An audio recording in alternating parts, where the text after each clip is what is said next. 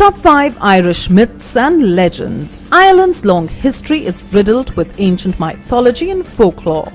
Ireland's ancient societies, the Druids and the Celtics, believed in the power of magic, and many of these beliefs spread to modern-day legends told again and again across the country. Here are the top 5 Irish myths and legends. Number 5. Number 5. Saint Patrick. To most people, Saint Patrick is the man who brought a day of good times and green beer to pubs across the world. In reality, Saint Patrick wasn't made a saint until centuries after his death, and he wasn't even Irish. Saint Patrick was born in Britain to a wealthy family. During his childhood, he was kidnapped and sold into slavery in Ireland. During his years in slavery, he converted to Christianity, and once freed, he did spend the rest of his life teaching the Irish about the Christian religion, but he was soon forgotten after his death. It wasn't until many years later that monks began telling the tale of Saint Patrick forcing all the snakes out of Ireland. Something he never could have done, as there never were any snakes in Ireland. Number 4. At number 4 is the Shamrock. The 3 green leaves of the shamrock is more than the unofficial symbol of Ireland and one of the marshmallows in Lucky Charms.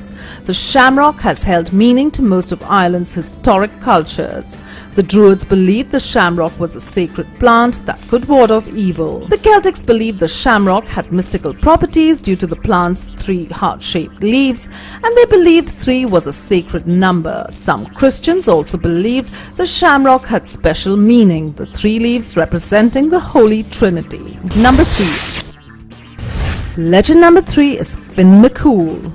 Finn McCool is a mythological warrior that appears in several Irish legends. One popular story tells of a salmon that knew all of the world's knowledge. Finn decided to eat the salmon to gain the knowledge. As he was cooking the fish, juice squirted out and burned Finn's thumb.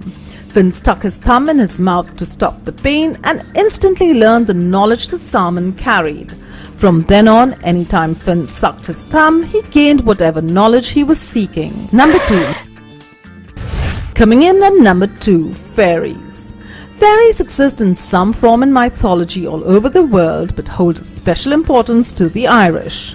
The fairy society in Ireland is thought to be very much alive and far from Peter Pan's Tinker Bell. An Irish fairy can take any form she wishes, but will usually choose a human form.